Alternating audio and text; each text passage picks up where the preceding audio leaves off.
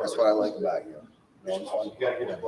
Ooh. And we are live. Welcome back, everybody, to episode 227. This will be a unique event this evening. We got a lot of our great friends all sitting here in one room, probably 10 of us right now, 4 or 5 of us that will be sharing our experience here at the Cult Culture Movement Retreat, the first of many, I should say. So stay tuned. Shoot, Mike, maybe you should have sat in here with me. Yeah. Stay tuned for these brief messages from our sponsors.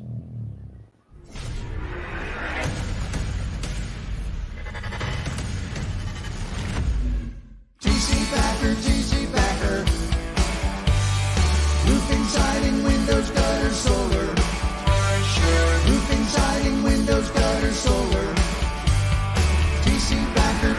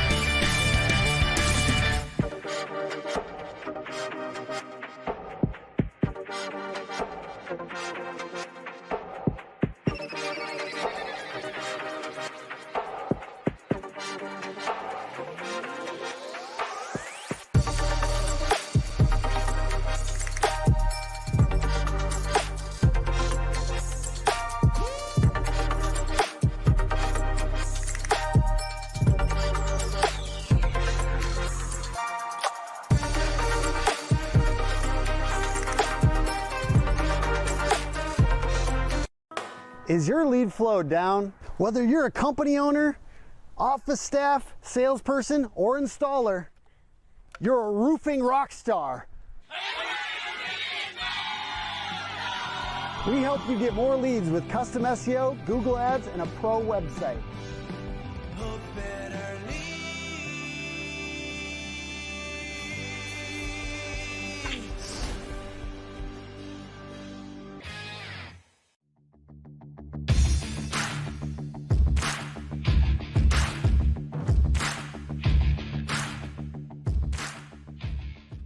TC Backer.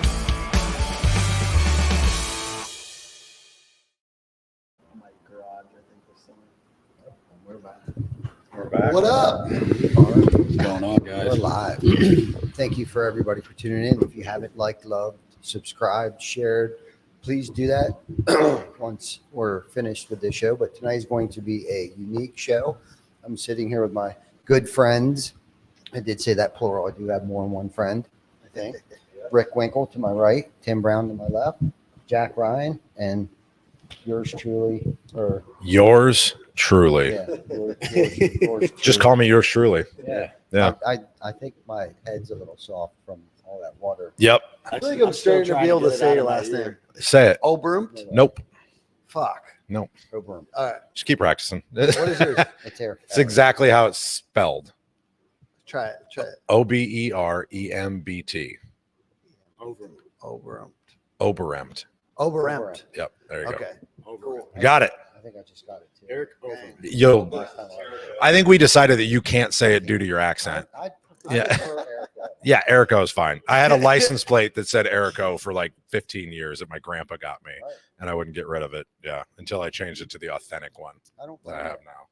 So what Yeah. are we doing here, Eric? What's going on? What are we doing here? Well, we're doing a lot of things. We decided to put a room together of high-level good men, and also so that we could network and collaborate and connect and have conversations, and then do the thing that I love to do, which is scuba dive. And I wanted to share that with the people that I give a shit about. And the cool part of today was that 4 guys that had never dove before became certified open water divers today. And yours truly being one of them, Ty.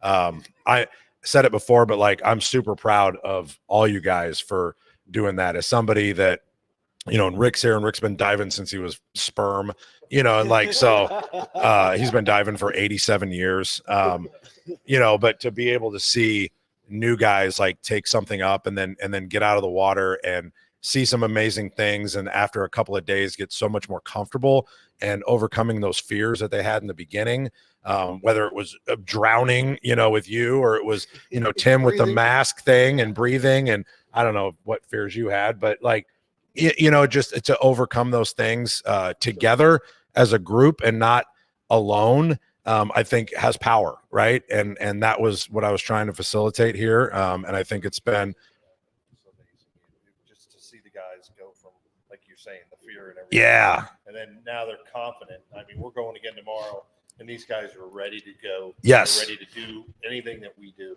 Yep. And it's awesome to see these guys Yeah. morph that way. Yeah, it's really exciting. It's exciting, and I'm looking forward to what the future holds. And I've been asked that question, right? Like, when is the next one? What are we doing? And I haven't decided, right? I'm figuring out what the next trip looks like, and how it's going to be organized, and what the agenda is going to be, and all that kind of stuff. But what I can say is the way that this has went with the vision that I had for this one so far, I'm happy, and I hope that everybody that's here is getting out of it what they hope for, indirectly or directly, right? Well, I can tell you this: I don't want to miss one. Just sign me up. You won't. Yeah. And you almost did. I know. Yeah, he I almost know. didn't show up. And I'm not afraid to admit that. Yeah. I almost let fear get in the way. So Saturday did the 6-hour thing in the pool, freaked out twice, went up top. One was that I didn't realize you could spit into the regulator. So I took on water, like taking it out and doing whatever they had us do with it. Like I freaked out and took a mouthful of water and was like, and went back up, and she came up with me, very, very patient woman, thank God. And she was like, what happened? I was like, well, I got a mouthful of water. I was like, I didn't know what to do with it. And she was like, you can cough in it, you can throw up in it, you just spit it right back out. I was like, oh, okay. Went back down, did a couple other things. I wigged over. I think I got some water in my nose, up my nose when I took off the mask. Went back up. She was like, what's up? I was like, I'm fine. Let's go back down. I just, being underwater for like 10 minutes like this is like freaking me out. It wasn't really, I don't even think it was the water. Anyhow, left there, and I thought, I'm not going back Sunday. There's no way. This is just dumb. We're not meant to do this. Like, it goes against it goes against everything that I've been taught, from meditation to when I'm angry, breathe through your nose, out through your mouth, count to 10, that stuff. So you're reprogramming your brain to breathe differently. Okay. Yep. Absolutely. So I'm laying in bed Saturday night, and I'm thinking, what kind of person would I be if I signed up for something and not actually complete it? And I know everybody knows I'm doing this. My family, my team at work, you guys, like everybody. I was like, what would it make me look like if one, I didn't commit to a commitment that I signed up for, and then secondly, there was a couple of things here. So the adversity part of it was, okay, if I can get through this, I'll be able to get through anything. But what kind of leader would I be? Because I consider myself a pretty good leader. If I can't do this, then I'm not as good as I think I am. And then I started thinking about too, it's like, well, I hang out with you crazy fuckers for a reason. And this is why I hang out with you guys. Right. Because most people that I hang out with aren't doing things like this, right? Mm-hmm. So there's a reason why I hang out with you guys, is to push me to that next level. So all this shit's going through my mind. I can't sleep. It's Saturday night, right? I know I got to go back there Sunday. Get there Sunday, and I thought to myself, dude, it's a swimming pool. You're not going to die. So I got through Sunday. I ground through that. A couple weeks went by. I called Eric the day before, or 2 days. 3 days. 3 days before. 3 days before. Yeah, that we were coming to this. I'm like, dude, I can't go. And I'm trying to come up with like a legit excuse. To I could even hear you reaching for excuses on the call. And I was like, you got any more? It was you were Yes. good? Yes. Yeah. Moral of the story is that I did not want to learn how to breathe underwater. Mm. And this goes back to I had a situation that was pretty traumatic that I experienced when I was younger. I drowned, and think I was saved, obviously, but that has stuck with me. And I love the water. I love being on the water. I love being around the water. I've snorkeled a little bit, which is kind of cool because I'm actually still on the water. But like anything deep down in like that, I've never done it because of that fear of drowning. Right. Right. So thank you. Yeah. Doing this and Today, pushing dude. me. Yeah, we did it together. That's incredible. I mean, it's just fucking badass. It is. That you drown your little and you now know how to scuba dive. You're a scuba diver. But I think the coolest thing is the fellowship and the camaraderie and the bond, right? Not just with the guys here, but us four Yeah. that went Yes. through that because we were buddies. Technically, Yep. like theoretically and Absolutely, technically, absolutely. we were buddies. That was my hope and intention for this trip, was to have that happen. I didn't know who it would be or who it would be with, right? Like I didn't know what group, like I didn't know how it was going to occur, but like that's what I wanted to happen. And like you saying that is amazing. Before we go on, just in case before they sign off, let's all say hi to Tegan because she's been waiting for me to call. And Hey, Tegan. Tegan, I'm sorry, sweetie, but as soon as I get done with this, I will call you before you go to bed. I love you. Okay. Sorry, go on. Awesome. Yeah. The fellowship and the camaraderie, and then let's talk about like outside of that, even though that's like the deepest thing, one of the deepest things. This has been, no pun intended, has been one of the deepest things that I've got to experience to actually push me. And I'm a big advocate for, get comfortable being uncomfortable. And it's like I almost pushed out. Mm. You know what I mean? And I'm the one that's pushing everybody every day, all the time. Like, you can do this. I know you can do this. You know what I mean? I'm the one that has faith in those people. This is a different level of uncomfort. Oh yeah, absolutely. We all the groups that we were a part of and we do things, we push ourselves to be uncomfortable, but it's not life-threatening uncomfortable. It's not something that we could die at. It's just something that puts us out of our realm that we are uncomfortable in. This actually is something that, could be life-threatening, but it. Oh, Learned a lot definitely. about death the last. Oh man, For real. And that's with why the I shark laughed. today. And then we had a shark. Yeah. Right. But what in a controlled environment, of being with friends and people you trust, And guys that probably could punch a shark in the face. you guys. Oh, dude, the shark everybody was right learned by to your break head. through it. Yeah. And get to the other side. I mean, it took time, and it was for me. And I'm like Eric. It's amazing to watch new people come into this arena and go through the trials and tribulations to get to the other side. To go, it's not that bad. This works. Okay. Now I never thought how much I'd enjoy that. I always thought of this as a very selfish endeavor for me, of how amazing the experience is, for me, that I've been doing it for almost over a decade now. And I always just thought about how I got to do really cool shit. Right. I never thought about the enjoyment that I would get from something like this, where I'd get to see other people come up. And it's like, why didn't I think of that? Because that's what we do every day in business, right? It's what we do every day in recovery. It's what we do. You know what I mean? Like, it's the same thing. So I don't know why I never thought of that before. But getting to experience it has been pretty magical. Yeah, it's something, I've been doing it for a while. I've Yeah. been doing this for a minute. And I still learn Every time. All the time, I'm learning more things to make me a better diver. And I love passing it along and helping people become better divers. Agreed. It's awesome to see it happen. It's like the switch gets thrown. As soon as it breaks free, the switch hits. And they're, it's like I said, tomorrow these guys are excited about going. Yeah. There's no apprehension. It's like, let's get in the water. Let's do this. When I saw Ty calm today, or calm-ish, calm adjacent, but when I saw you calm today, like, that just made my heart fill up. You know what I mean? Because like I could actually see you smiling instead of shit. Oh, yeah. And I was like, oh, he's smiling now. You know what I mean? We gotta tell this shark story. I know you guys are used to seeing sharks. Yeah. Oh no. But I have never seen a shark under the water. Jack, you want to tell us this? Because this was freaking.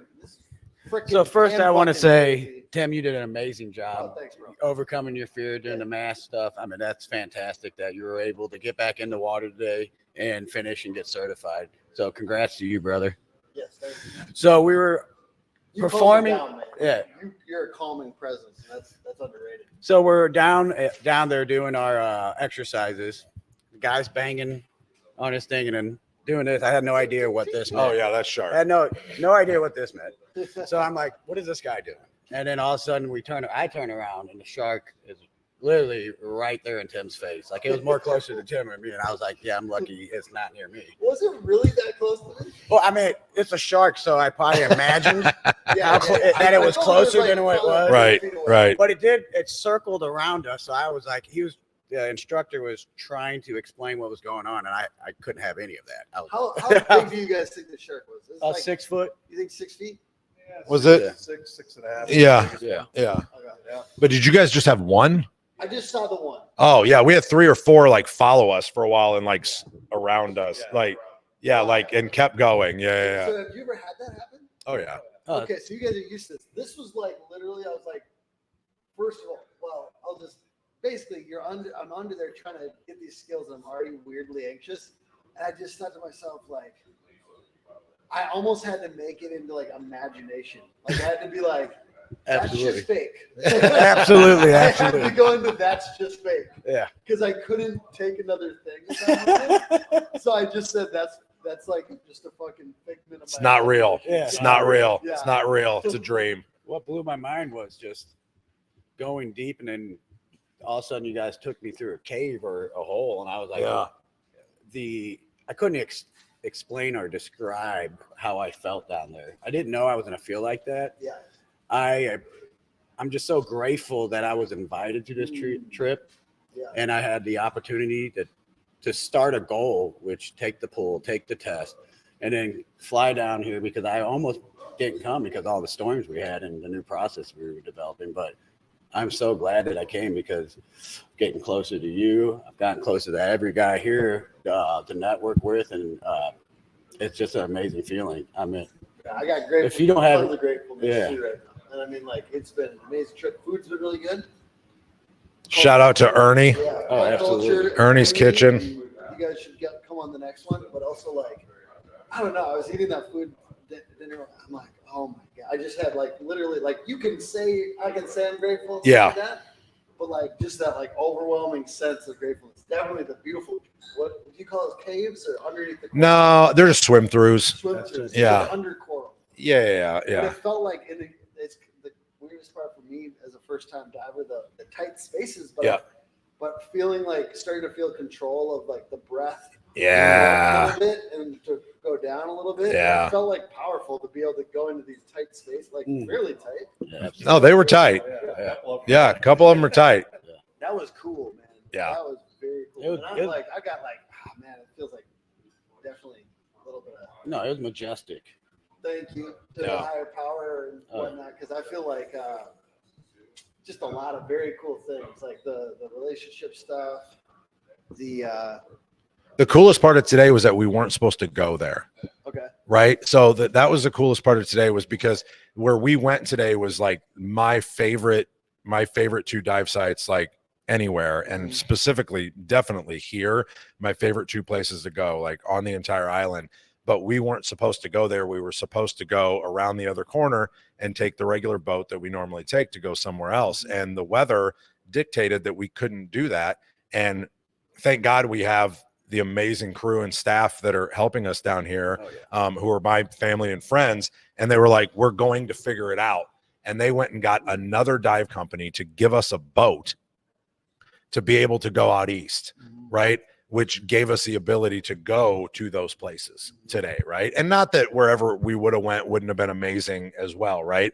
But that place is like that place is magical for me. So like being able to do that was like just a big deal. I want to pass out this mic soon, so you stay close. You stay close and come up here and say it. But I just want to throw out like I don't even know how to describe how much fear I had, and I feel like it's all the more magical because like when I have fear. Yes.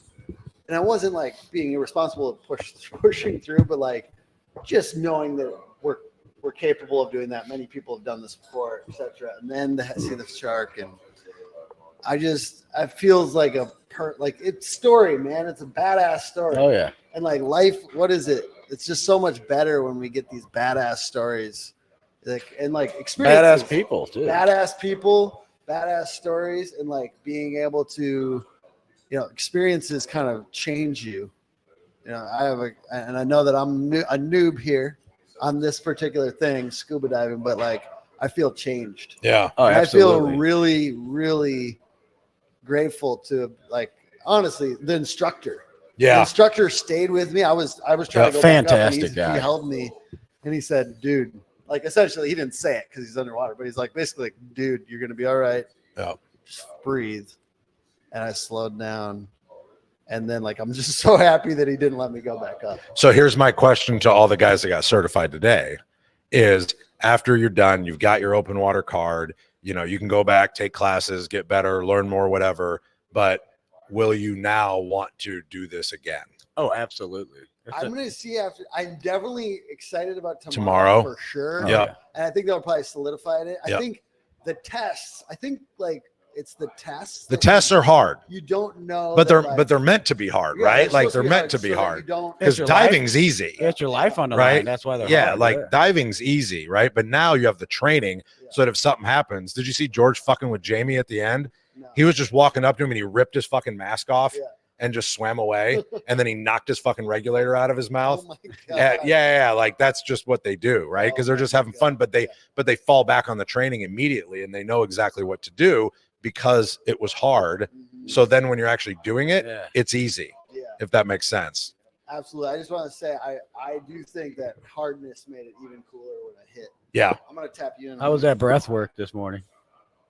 Oh, amazing. Yeah, I'm excited about doing some more tomorrow.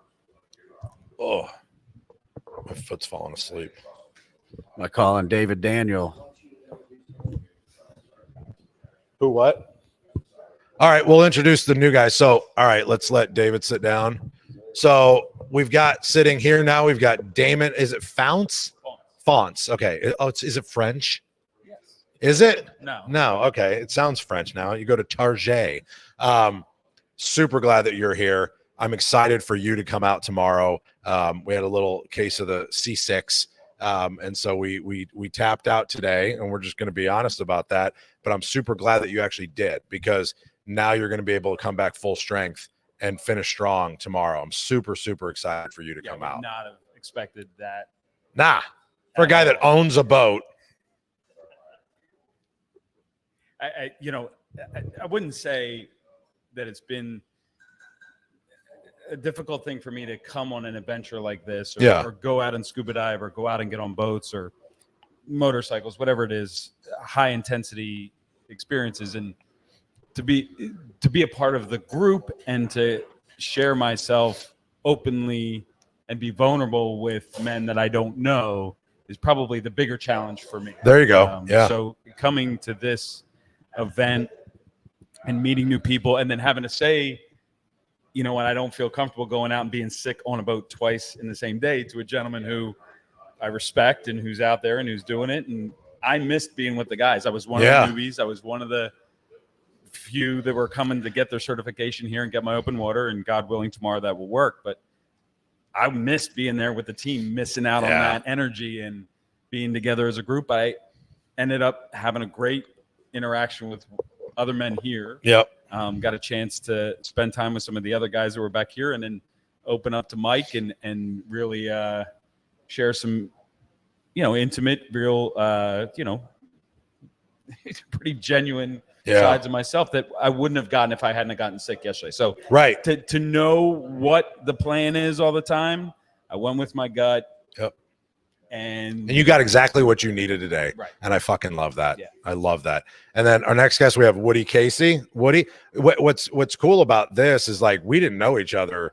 What? Yeah. Yeah, we met at, when we talked to him the first time, IRE. Yeah. Or was it No. DoorCon? Yeah. DoorCon. Yeah. Yeah, we were introduced, Morgan introduced us briefly at RoofCon. And then I talked to you at. And I have to take your word for that. Yeah, I know. Okay. That was an amazing event, and we got to reconnect with a lot of people while we were there. But I always like it when a friend of mine introduces me to somebody else and says, "Hey, this is somebody you need to know." Yeah. And she mentioned you scuba diving. Yeah. So that's kind of why I sought you out at Door to Door Con, Yep. was to just talk to you about scuba diving a little bit. So, Yeah. And hit it off and join the group and yeah. have been an integral part of the group. I got to say, like, that's been the cool thing too, is that like not everybody here is part of our coaching group and everything. About half are, half aren't. But I think that has been a neat thing that's happened while we're here too, right? Because we get to spend some time together. And so when we're on the calls, it's a little more personal. Yeah, half these guys are just faces in a Zoom screen. Right. Till now. Right. And I think that just makes it even more powerful, right? And like, I know everybody personally, and I have hung out with everybody, right? But like, we haven't as a collective unit. And I think that's been really you cool. Brought that together with us. That was, I didn't know anybody else. Right. But trusting that you would organize a group that people would be. And that was what I was saying that first night. Like, thank you for trusting me, because like I'm the first guy to not show up to something if I don't fucking know people, because like I don't really like getting to know new people. I'm not real good at it, right? Like I'm just not. I can honestly say I didn't care who was here. I was just kidding. I know you didn't. I knew you and Rick didn't give a fuck. You're getting wet, so you were fine. Yeah, and I get that, and I appreciate that. I wasn't worried about.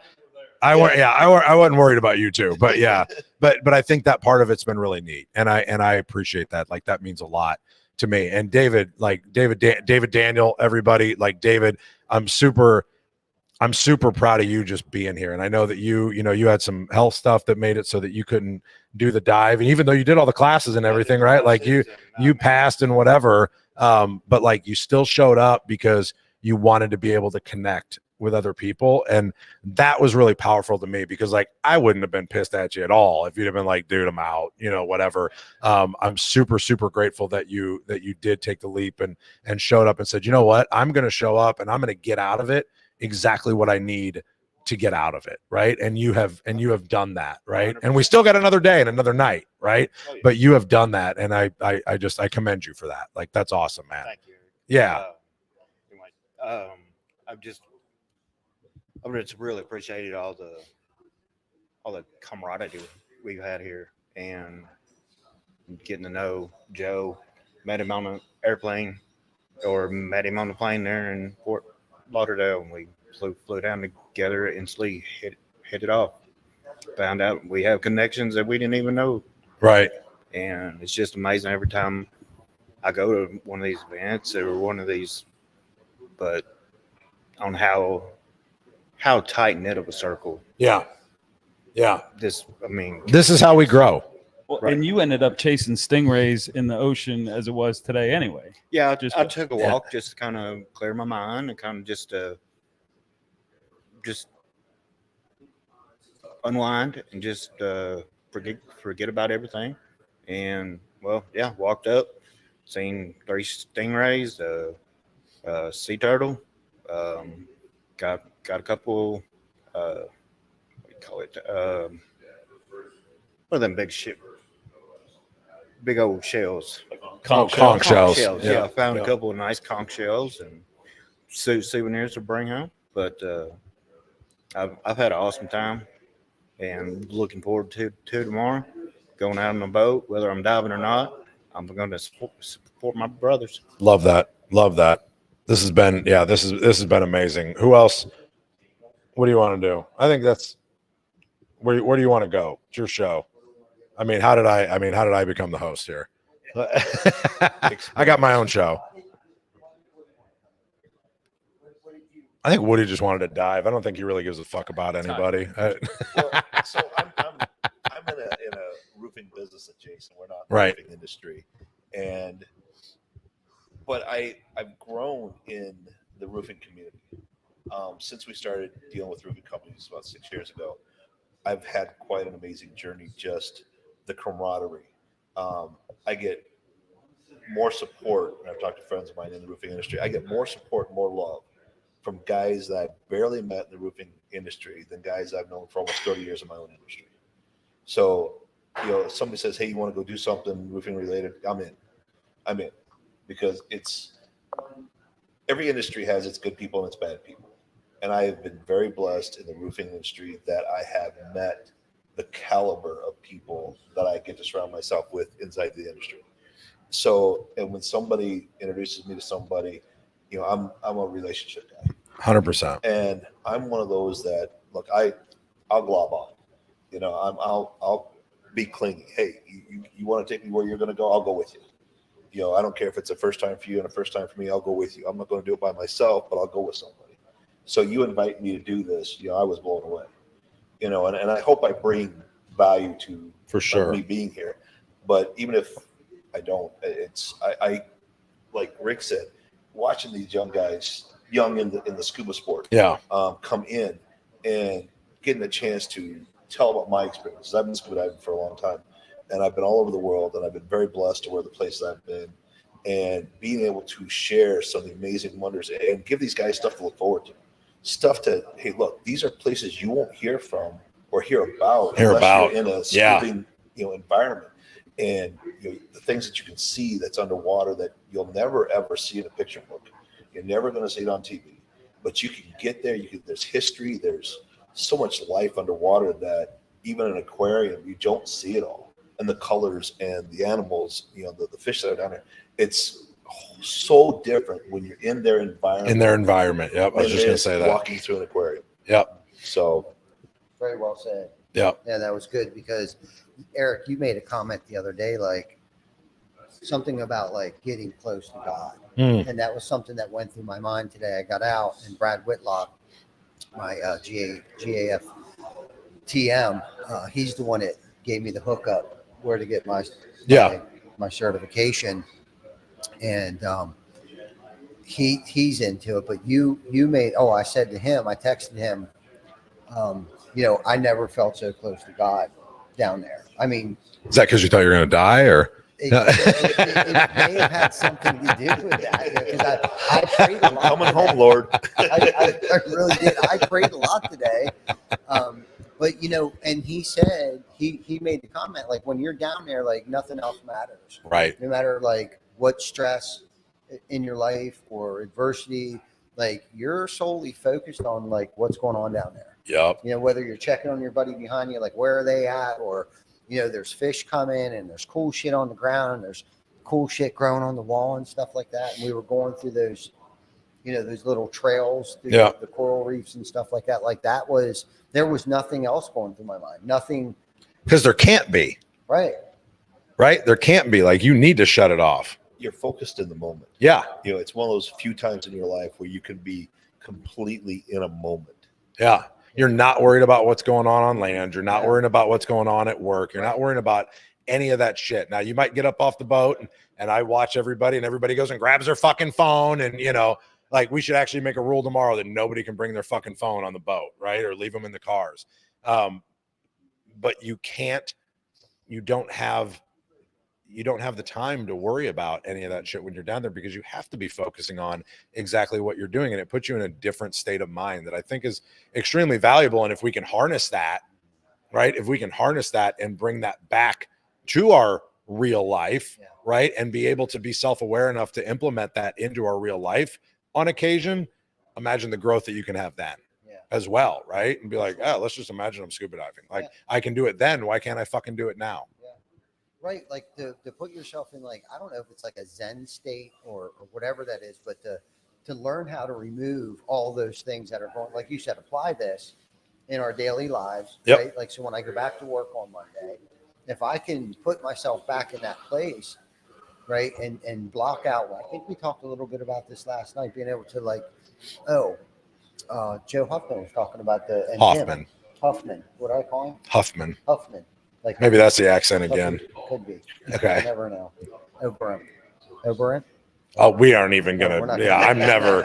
Okay. Dude. Yeah. But to be able to remove myself, you know, from a situation, to be able to really reflect on, like, what's happening, because that's what I was doing down there. It was kind of like, once I got over, like, where is everything on me, and, like, what does this button do, and what is this other little thing that keeps poking me in the side over here? Okay. That was a dick. Yeah. Sorry. Yeah. It might have been Jack That was Ryan. Woody's dick. And really start taking in, like, what's going on around me. Not so, like, once I was able to remove self from self, and take in everything, like all of the outside stuff that was going on, like was really cool. Like watching you guys have fun down there and like trying to inspire me. Like, look, you can get away with some things down here. It's not everything that's going through your mind right now. It's just, Oh, and I got you to take your fins off finally. yeah. I could tell you were like, I don't think I can do that. I can't do that, right? I know that you did it, but I don't know if I can do that. The fin thing was like the first day shit that I actually was able to do that. Oh, okay. Yeah, so that was the least of my worries. But I was like, why do I want to take my fins off down here? Yeah, why not? Okay, I meant to ask you. Like, Why not? Was there? No, you can feel your feet in the sand. Okay. You do some flips and shit, and like you take all the air out of your BC, so you sink to the bottom, so you're not floating. Mm-hmm. And so when you jump and you come, it's that feeling of weightlessness. You get more of the feeling of weightlessness than you do when you got your fins on, because you'll naturally kind of kick, or whatever to keep yourself up. But when you can't really kick, and if you're not doing this, which you shouldn't be doing anyway, but like you really feel like you're floating. It's just I don't know. It's just a really cool. It's a cool experience. Plus, I had a bunch of sand in there, so I had to Right. that shit Then out. shake them out. Yeah. But the other thing is that it makes you start feeling more comfortable, right? Like you can take stuff off. Rick told a story the other day about like when he got tied up in some netting and shit, and he finally like stopped, focus, thought about it and was like, wait, I can just take my gear off, right? Like I can take my gear off and fucking go up and then go back down and cut it out, right? When you start to realize like you can take all of it off, right? Like I couldn't get up a swim through one time, going up through the wall one time, and I got stuck. And the guy that I was with was a skinny little fuck, and he just went right through it. And I was like, nope, I can't fucking fit. My shoulders are too big. And I'm sitting there and I'm like, what do I do? And I'm like, oh, take everything off. Right. And I took everything off, leave the fucking regulator in, slide it up, fucking swim up and put it back on. But when you're first learning, you're like, I can't take it off. This is safe. This is safe. This is supposed to be on my back. Right. If I take it off, nothing's going to happen. Right. You just make sure it doesn't go away and you spit out your fucking reg, but you're fine.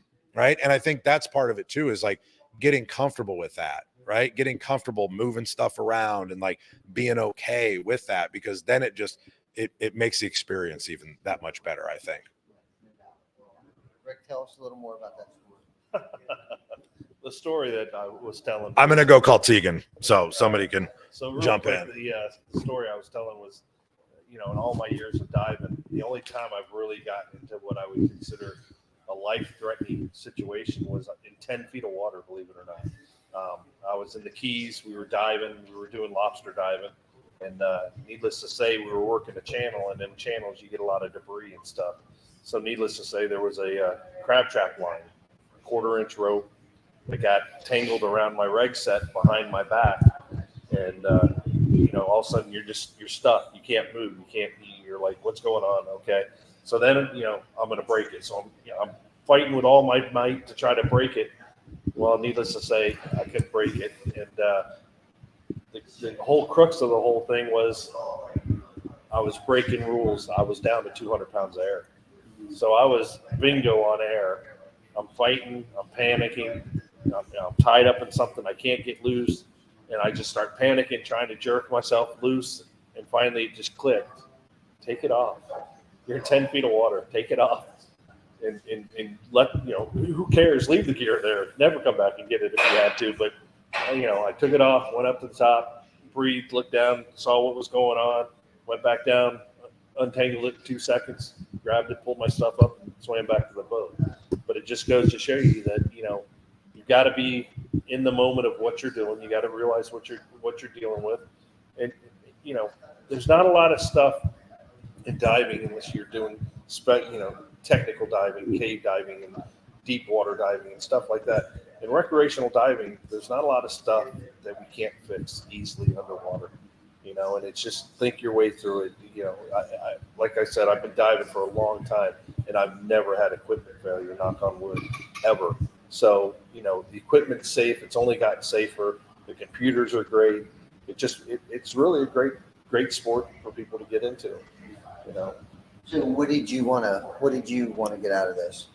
So for me, I'm like, what do you got? You're going diving, let's go.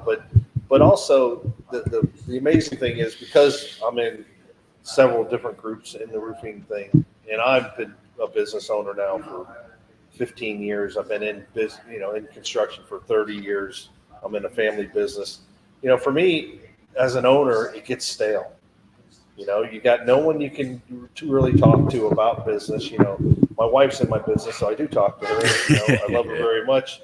But even there, to keep some of those stressors out of the relationship, you don't have somebody you can talk to. So in these kind of groups, in the groups that we're in, you get other guys that are going through the same stuff that you can talk to about what you're facing, what you're dealing with. And the other thing that I like so much is, like you said, they're always challenging it, giving me challenges to do that takes me out of my comfort zone, which I love. As an older business person, meaning older in business, if you don't have that young, vibrant crowd around you, challenging you, pushing you to go and do things, you kind of get, you get laxed in what you're attempting to do or push through and get better at. So I see all these young guys and girls doing this stuff and doing great things, doing things even beyond what I do. And it just amazes me, and just being around them to hear how they're doing it, it helps spark a fire in me to keep going and push harder and make it better for my people mainly, for the people that I have that work for me. It's inspiring to me because so many of these young groups that I see nowadays are so much about helping their employees. It's not just about the company doing better. The company does better to help the people do better. And there's so many of these guys that are community oriented, that do things in their community to help other people. And it's really about more than just making money. Making money is a byproduct of everything else they're doing. And that's what really turns me on about being in these groups is just that much power and being around those people and getting the energy off of them to keep me going and make me different. I couldn't agree with you more. Yeah. Can I tag off that? Yeah, absolutely. Honestly, that's really when I've been in the industry for about 28 years in commercial roofing. I'm new to being an owner, and because I wanted to be a different company, and going to my first, I guess, retreat kind of thing, and realizing, hey, I'm not the only one that does care about their people. People over profit, and sometimes it does hurt, but I know the good Lord above. That's what we're here for, to help each other, and to realize that there's other people out there that feel the same way and everything like that. That really has, changed the trajectory of what I thought was possible. Yeah, for sure. I've watched you grow in the 12, 16 months that I've known you. One, first and foremost, getting on the podcast is definitely, I know, outside your comfort zone. So kudos to you for that. But I've watched your business grow. I've watched your social media presence grow. I've watched all these things that you've been shown. I've watched you implement these things. And Rick, to kind of tag off of what both of you guys were saying, when I first got into business, my ulterior motives were totally not what they are today. My ulterior motive was that I had a resentment. David actually wrote a book about me. No, I'm just kidding. But his second book that he just written is a really good book. But I didn't realize that's what I was doing. I almost killed myself because I was trying to bury somebody else. And then right around 2011, like I had a paradigm shift happen where it was like, okay, after that moment, where it almost killed me because I was working myself to death, I had a great team, but I didn't really know how to delegate things. They were outside my door waiting for me to direct them in the direction that they were supposed to go for the day. So basically I was teaching them, training them, and the culture was great.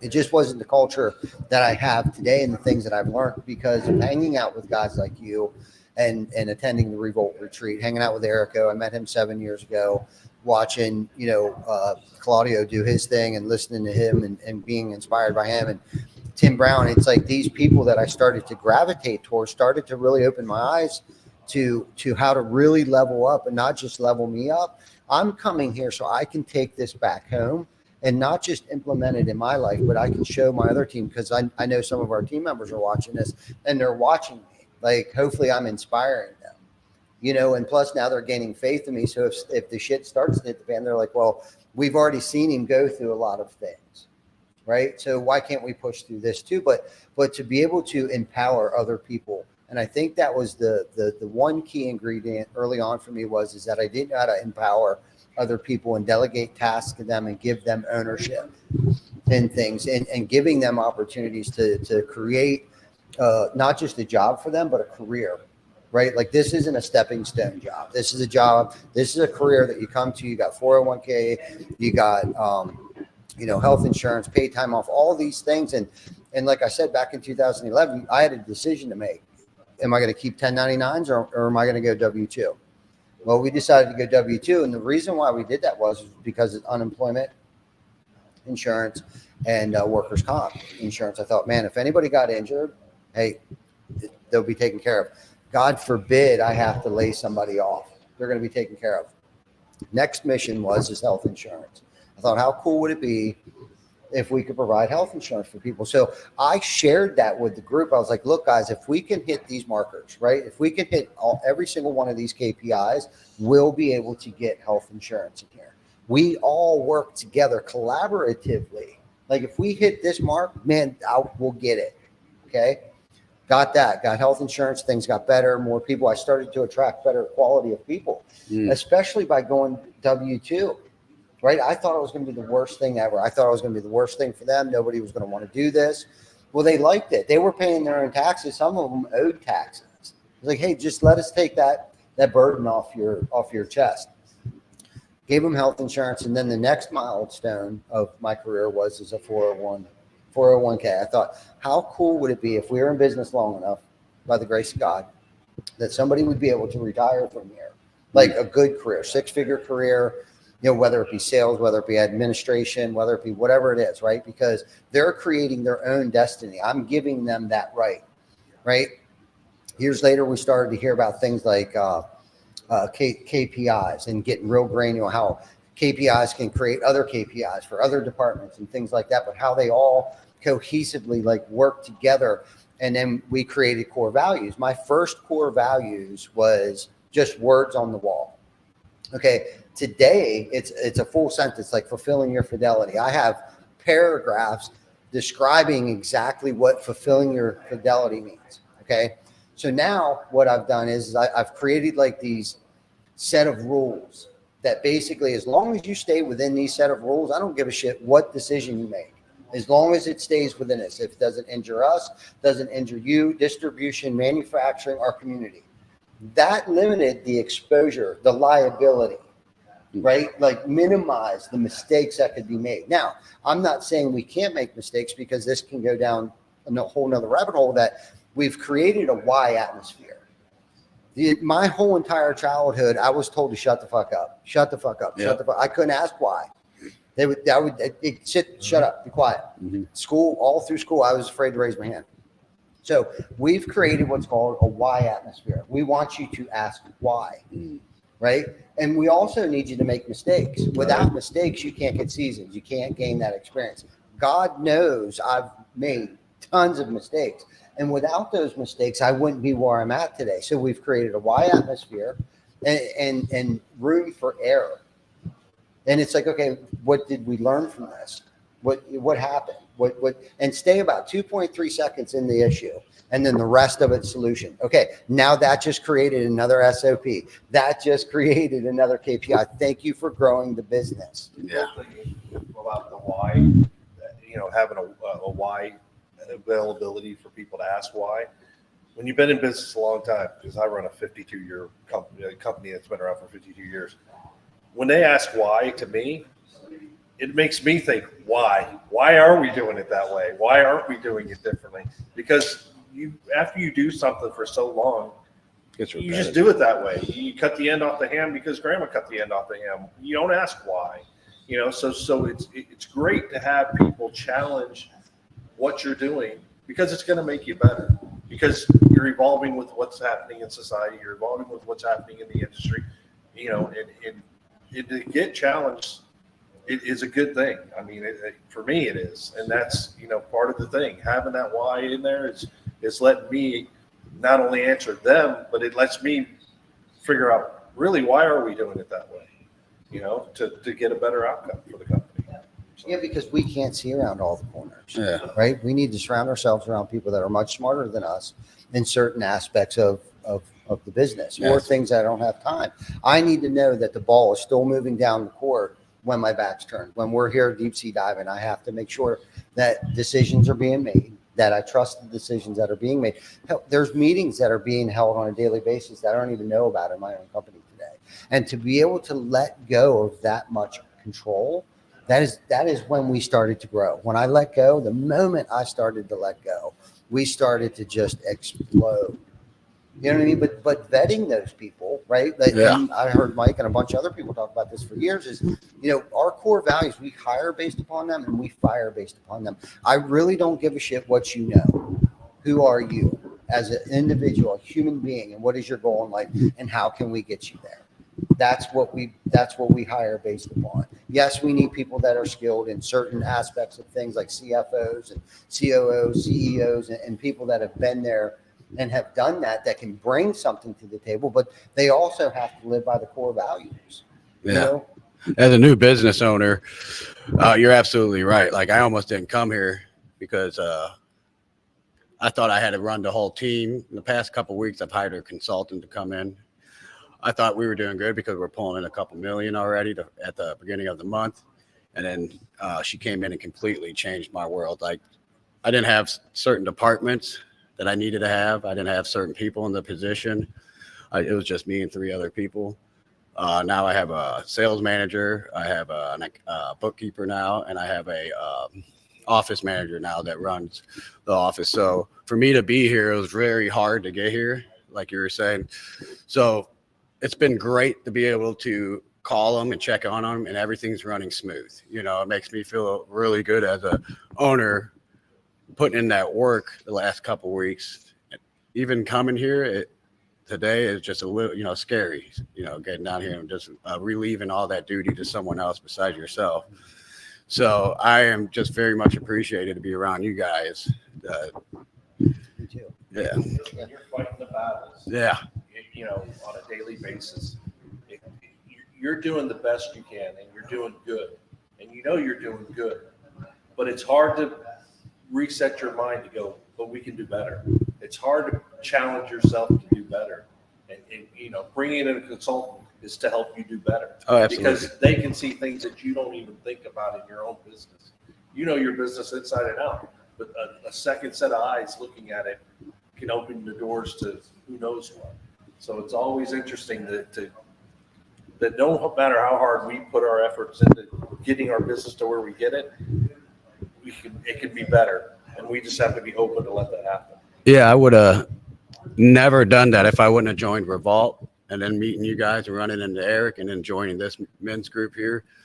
Eric, as my coach, he's got me do things I've never would have thought of doing. Like I don't drink anymore. I don't smoke anymore, and the mindset I have now is a lot more hungrier than what I was. I thought I was at my top of my best level, but I was absolutely wrong.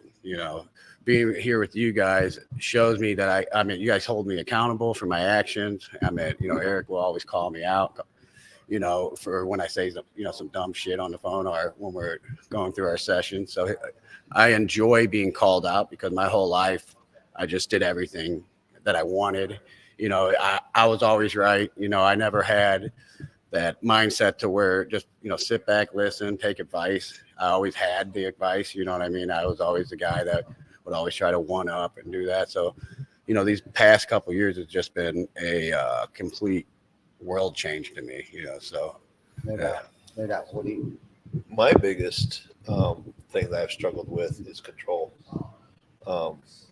When you run your own company, you run your own business for a long time, which I have, and it's been a fairly successful but small company. I could control everything, information, workflow, everything. And in order to grow, I had to give that up.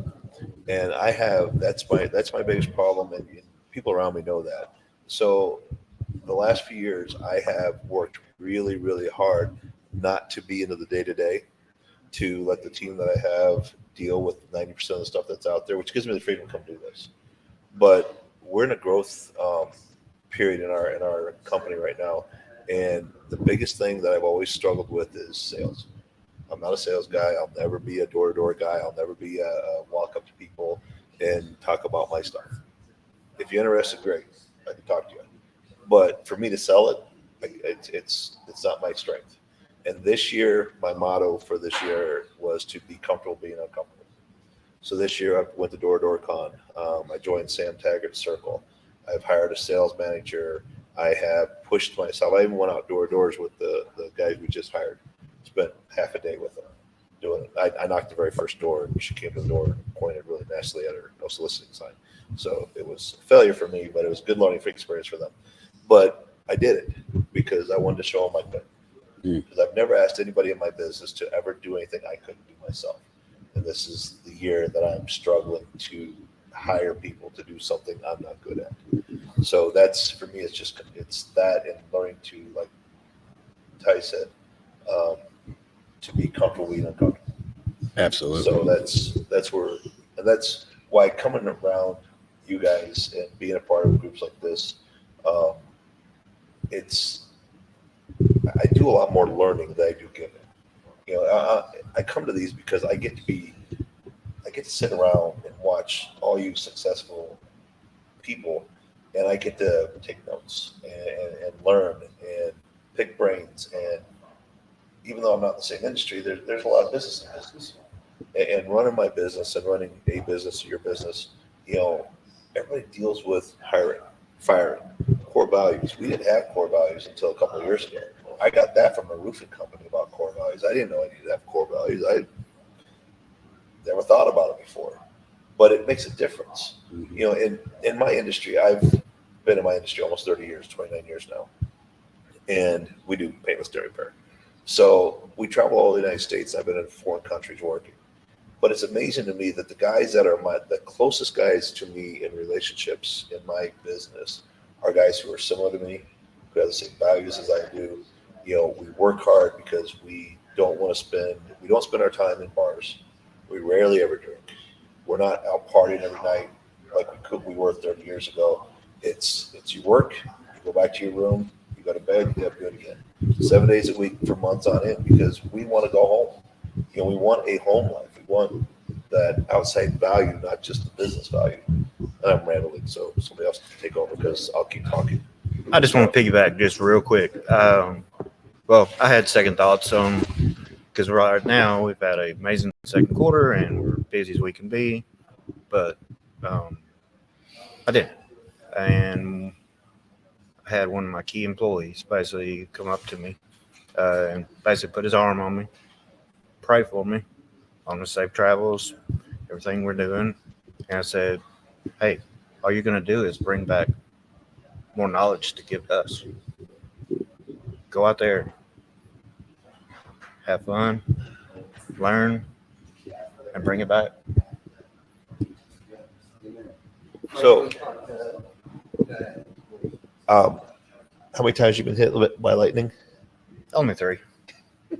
How many times you been picked up in a tornado and moved around? Twice. I just wanted to point that out because I've met you and you're an amazing guy, and we talk about God a little bit. Not that it's we're that, but you talk about there's 5 times where if God wanted you not to be here anymore, He could have taken you. Mm-hmm. You're still here for a reason. Yep. So, Amen to that. Truly believe that. We got a couple of minutes, man. Why don't you take us out and kind of bring this all down to us?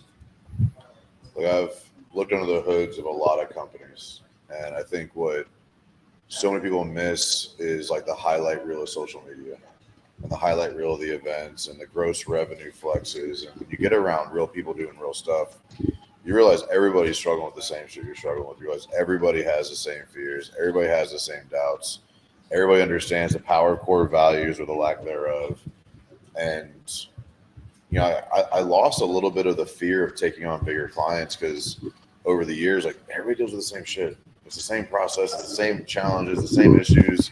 Doesn't matter if you're doing 3 million, 30 million, or 300 million. You got cash flow issues, you got payroll issues, and you got shit going on because we're really good as business owners of like pushing the boundaries by investing aggressively, right? We want certain things, we need certain things, and everybody deals with different stuff. But I think coming to events like this and being around people who like you can look at like, man, like 52 years and like 8 figures and like, man, that dude must have it all figured out.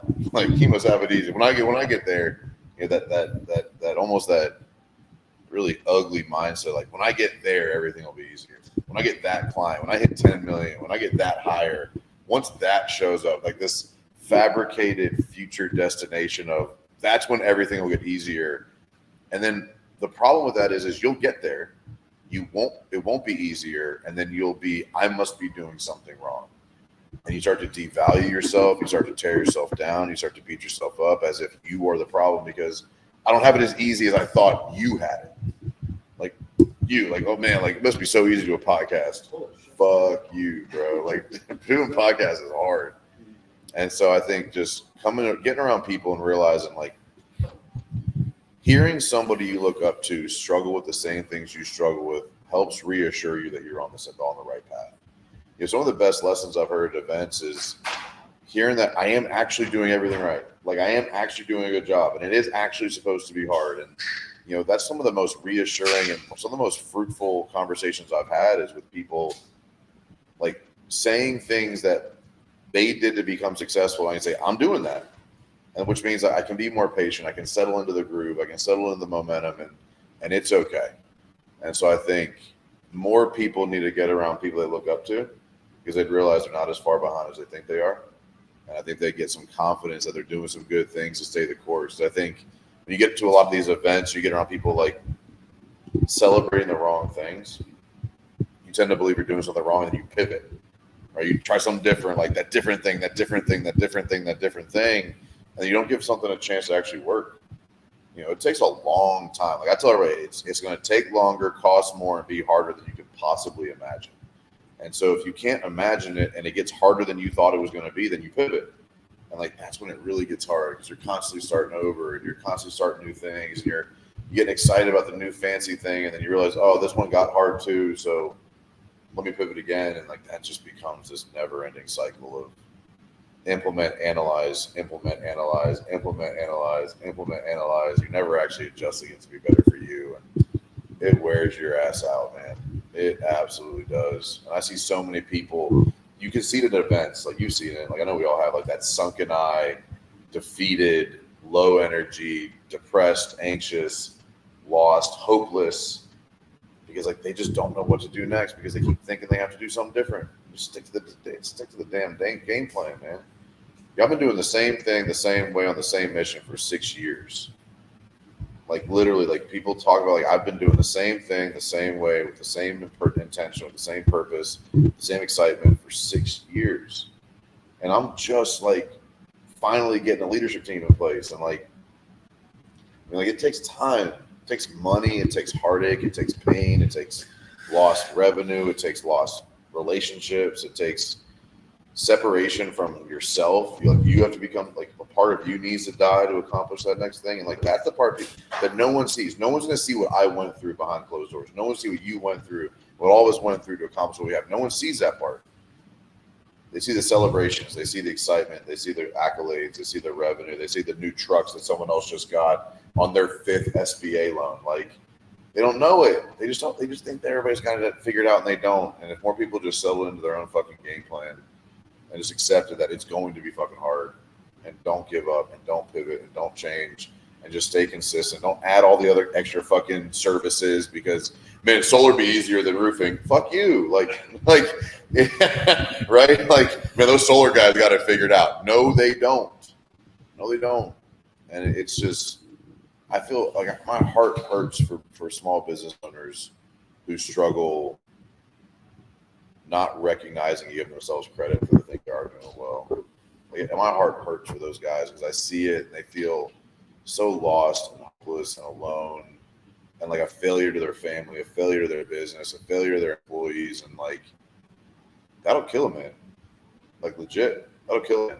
And anything I can do to put out a piece of content or shake a man's hand or look him in the eyes that you're doing a good job. Because there's not a lot of people doing that right now, especially in men. We got the bravado and the flex and the ego, and like I deleted social media from my phone like 5 weeks ago, completely. Get off social media for 5 days.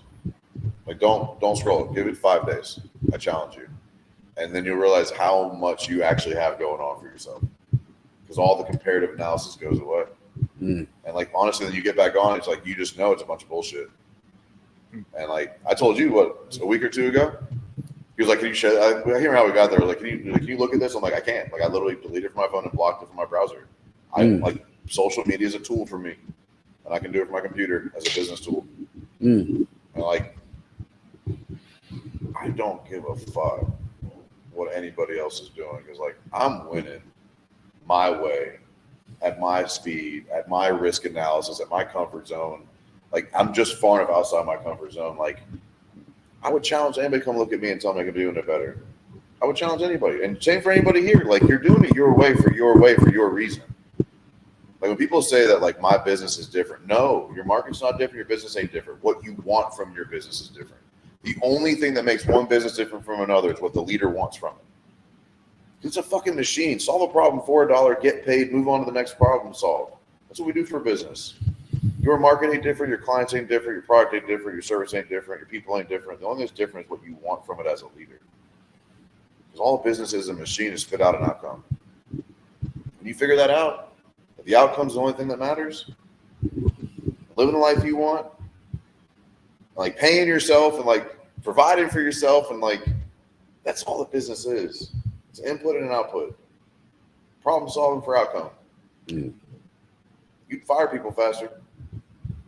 You pay yourself sooner. You charge more. You raise your prices right now if it was all about the outcome. That's all business is. It's just, I hate seeing guys struggle. When you get around groups like this and events like this, and you come in with no expectation outside of, I'm going to learn something because my heart's going to be open, my mind's going to be open, my ego's going to be down. I got nothing to prove to nobody. You realize you're not as far behind as you think you are. You're not as off track as you think you are. You don't struggle with things. You're the only one. And it gives you so much reassurance to keep fighting. That's what I love about it. Especially small events like this where like we're all fucking tired. Like we all broke to an extent. We all got money issues and cash flow issues and payroll issues and doubt issues and scarcity issues and you hear people talking about it like, damn, I didn't realize he dealt with that. Like somehow you're the only one. Getting around cool people makes the journey a lot easier. Well said. Man, Mike. That was good. You know, when you were talking, I'm guilty of judging, other people's outsides to my insides. And that's what social media has really done to us. You know what I mean? Or we go to these shows and these guys are driving up in their new trucks and stuff like that. And, there's really no humility there. And unless you've lost everything and have been able to build it back, it's real hard to be humble, right? And not to forget where you come from. And I think that's why, especially in the roofing industry, like there's so many of us that go out of business in like the first 4 years. And business in general, I think 90% of businesses go out of business in the first 10 years. 90%. Yeah. At least 90% of us, right? And going back to what we were talking about, it's like, empowering other people, within your business, it starts here first. If you're insecure, if you're neurotic and paranoid and all those things, that drinking or not sleeping well or not eating well and not exercising, not going to church or whatever it is that you got to do to find spirituality and become okay with you, it's never going to happen. You're never going to be able to delegate and trust other people. You're going to continuously take it back for them. You're going to critique everything that they do. You're going to be paranoid to hire somebody that might be better than you in certain areas because your ego gets in the way. You become very prideful. I've been there. I've been on both spectrums of that. I've had people around me and it's like, and I've caught myself like, oh my God, I'm being that guy. I'm taking the power away from them. I sold them on this dream. Now all of a sudden they come to work for me and it's like, now I want to just break them down, you know what I mean? And belittle them and not make them feel worthy. And it's like, I see what I do to people today. I see how I impact them negatively and positively today. And I choose that positive route. I mean, that's what it's all about. That's where the silver bullet is. Everybody wants to know how to become successful in business. Well, remove yourself. And what I mean by that is this isn't about us. Business is not about us. It's about those that you bring into your organization, right? Because it's your people first, not customers.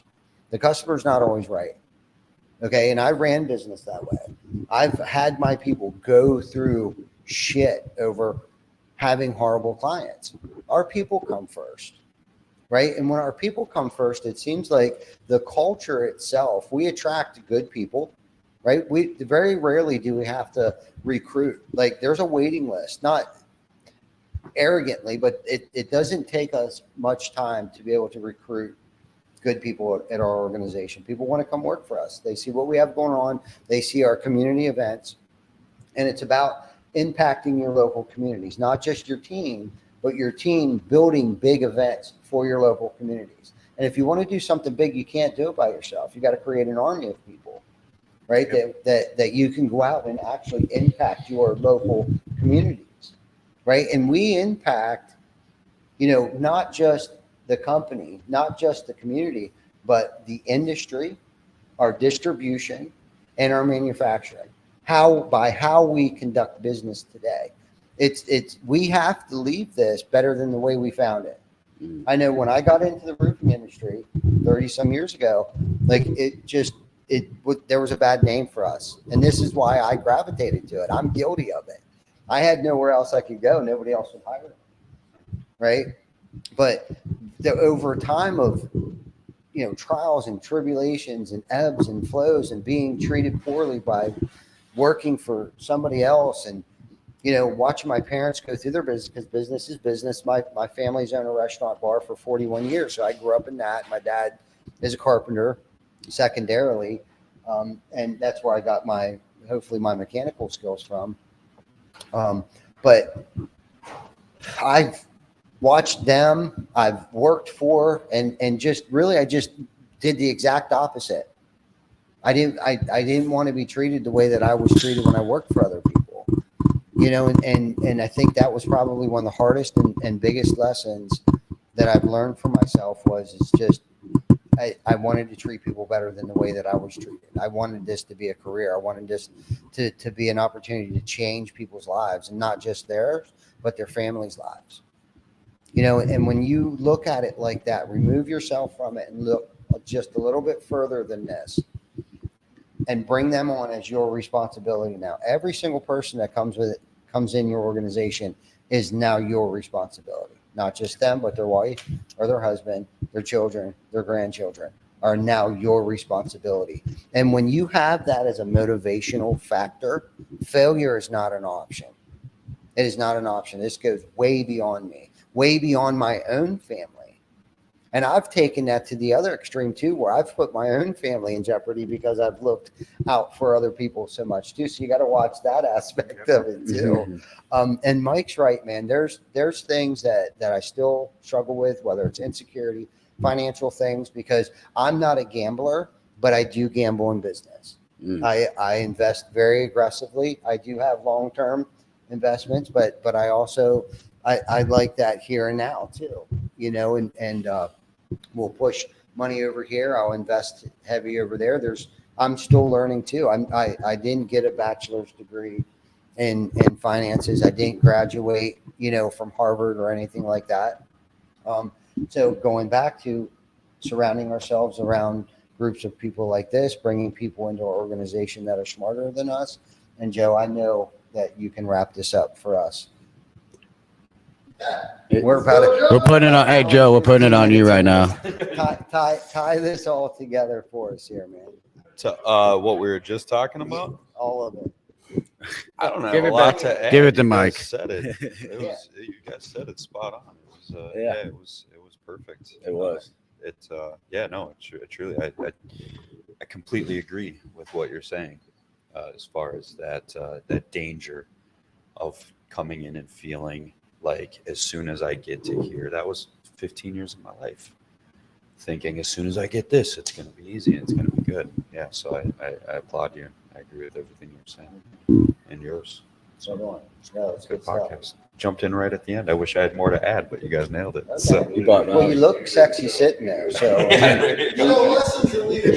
it's my gray hair, right? Oh, dude, love it.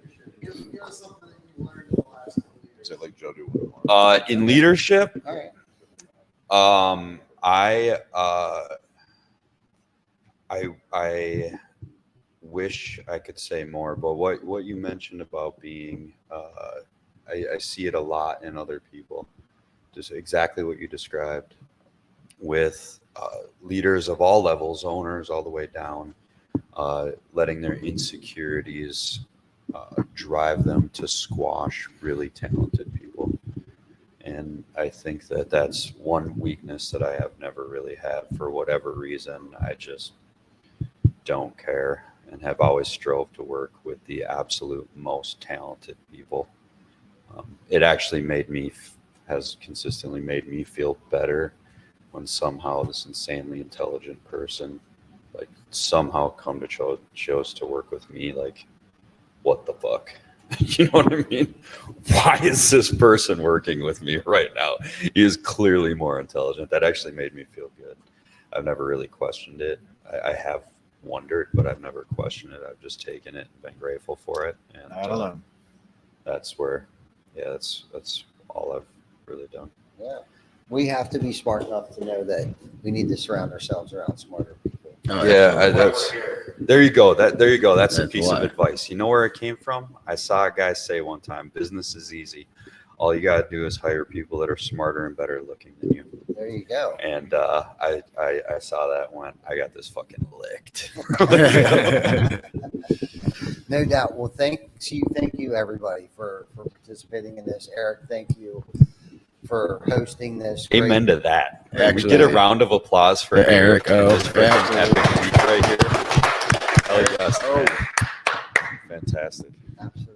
Well, thank you guys for tuning in and staying around as long as you did and as late as it is. And next week, episode 228, I can't remember who our guest is next week, but we will be back on our normal 12 p.m. Eastern Standard Time. Till then, take care of each other, and we will see you next week. Thanks for Have a tuning blessed in. day.